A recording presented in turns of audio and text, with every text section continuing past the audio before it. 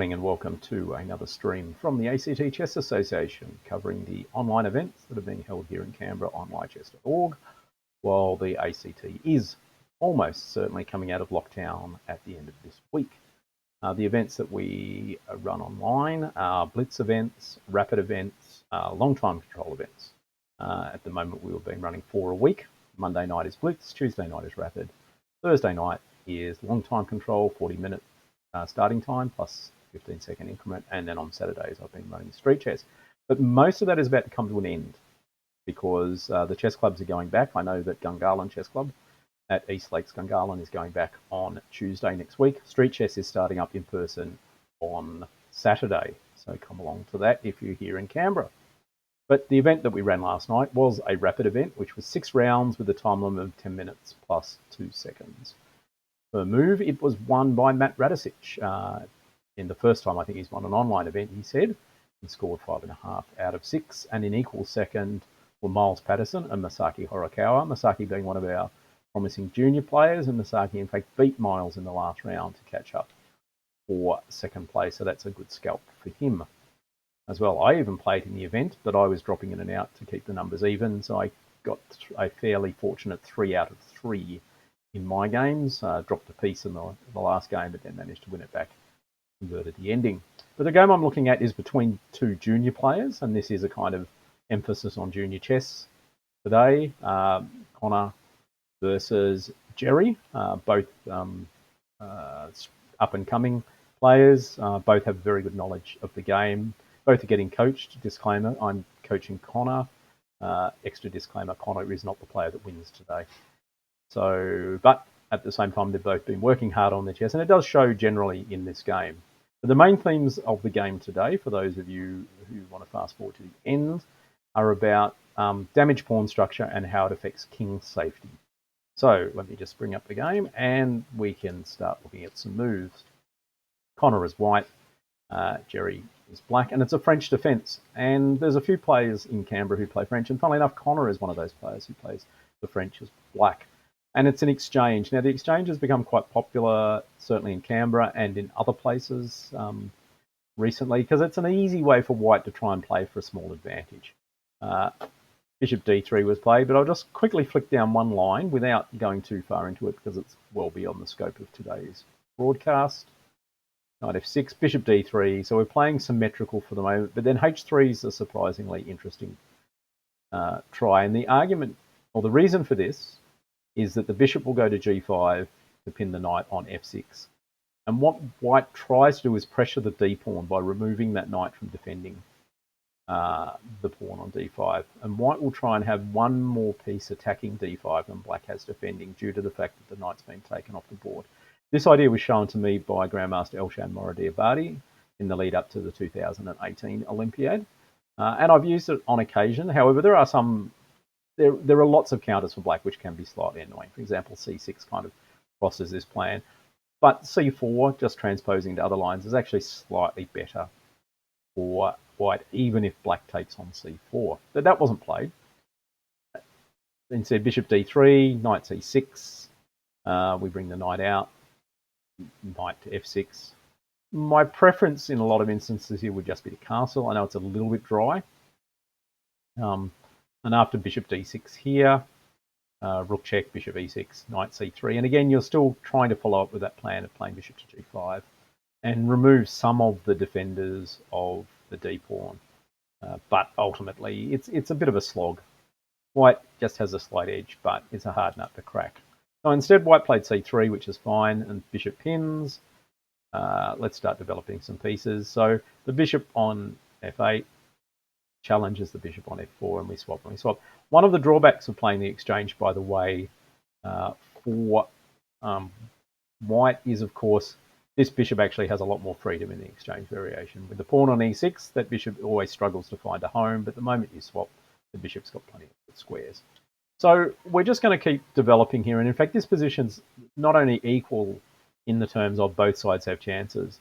One might cruelly argue that this is equal in the sense that neither side has chances.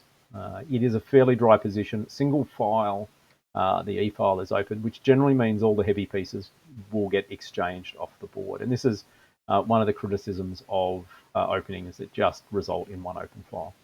Having said that, there are some good books that have been written on this topic where you can try and exploit some of the advantages that you've got.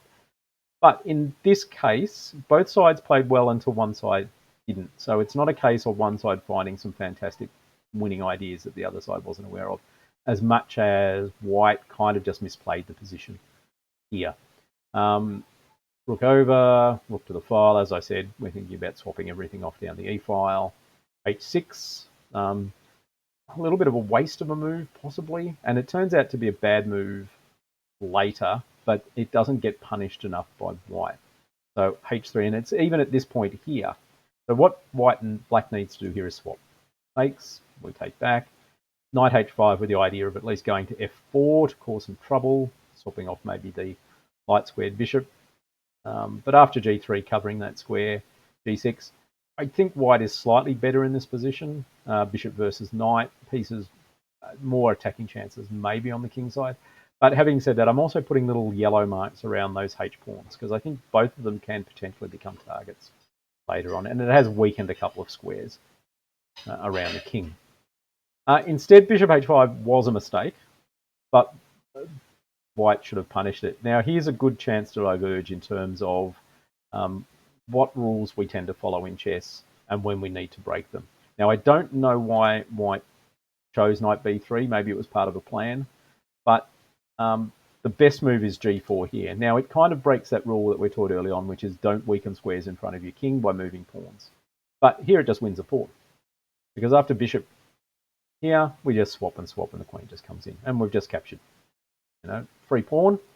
We've got our queen on a fantastic square. And white is just better here.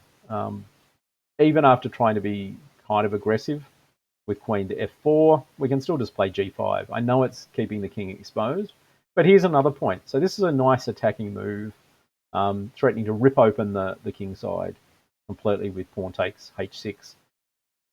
However, when faced with moves like this, often the best reply is just to exchange.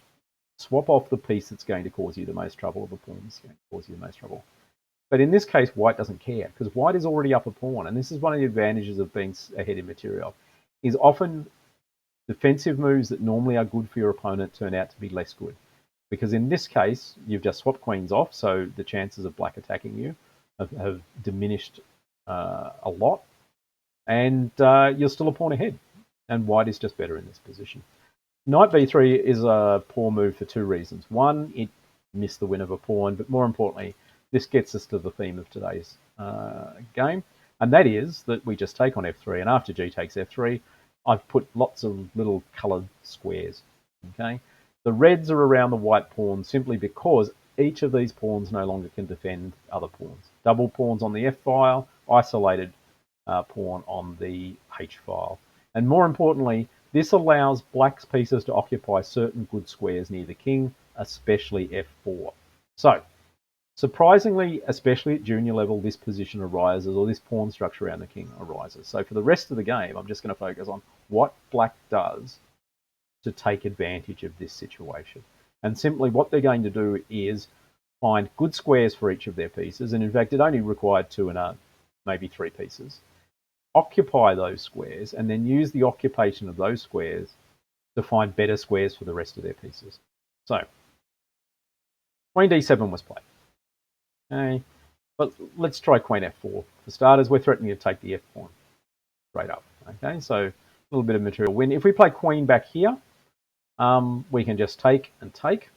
Okay, and we could take h3 straight away if we wanted to now, and then h3 is also incredibly weak.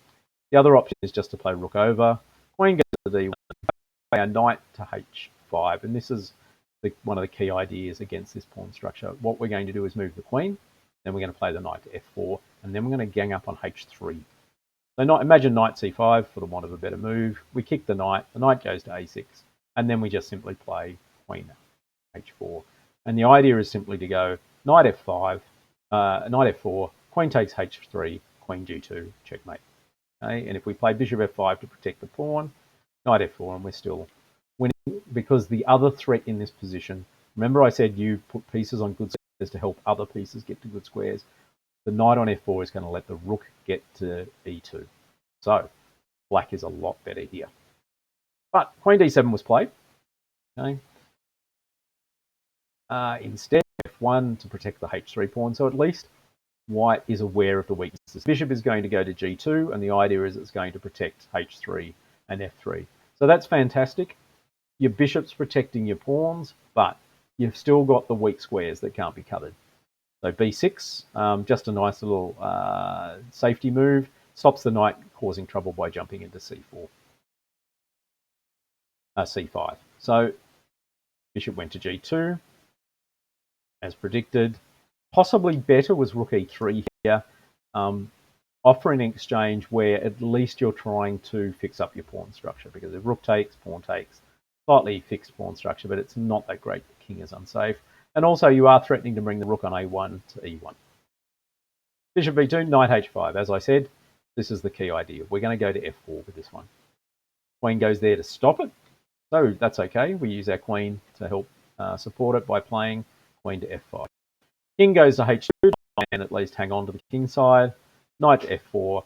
And I think white spotted the fact the knight was some scary stuff on h2, but missed the importance of the e2 square.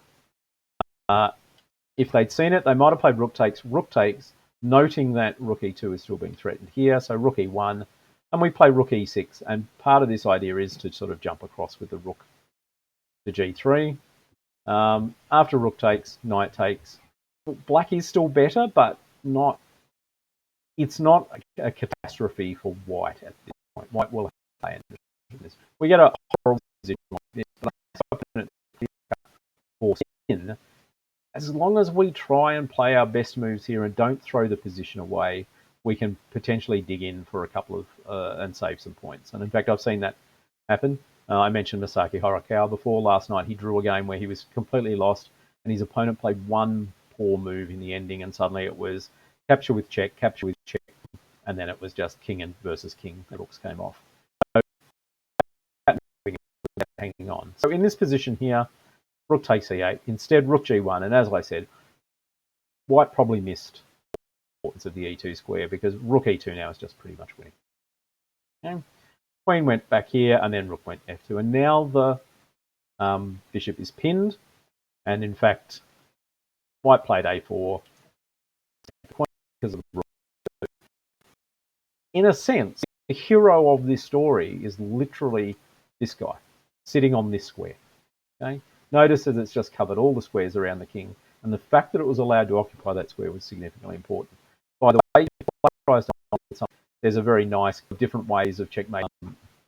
Knight takes g2, one move, another g2. You just play queen, and the king goes, okay, and then you just checkmate.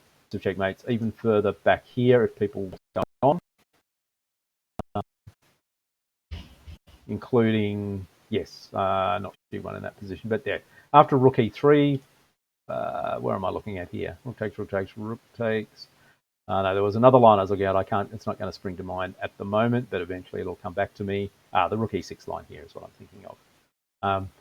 Imagine that black didn't challenge, but played here, and you get to play here, and then I'm going to pick a move just because I can. I'm going to try this move. Okay, you do run into this as well, and this is a nice tactical trick here. Rook takes, rook takes. Don't take the rook. You take the pawn with check because it's supported by the knight, and when the king goes into the corner, g8, g1, sorry, then you jump down here and mate as well. And so a lot of these mating patterns kick off because the knight's sitting on f4, and the reason why the knight got to sit on f4 was simply because of this move way back here. So that was a nice win for Jerry, and it just goes to show you that even having a couple of small advantages in the position, in this case, your opponent had double pawns, their kings was exposed, and there was one weak square on f4 that you could exploit. That sometimes is enough to win the game, if you know the winning approach. And in this case, generally, once you get a pawn structure like this, see if you can get at least a knight to f4. It's a very, very strong square for that knight. So that was played last night in our online rapid event, and was won, as I said before, by Matt Radicic. This was played between Connor and Jerry, two of our promising junior players. and demonstrates some good attacking play by black after white kind of misplayed the early middle game. My name is Sean Press. I run these events on behalf of the ACT Chess Association and then do these video summaries normally the next day. The next one will probably be Friday because we're halfway through our standard event. Certainly our standard event will keep running online up and towards the end of the year, but our Blitz and Rapid events are probably finishing up once the chess clubs go back. So thanks for tuning in, and I'll be seeing you next time.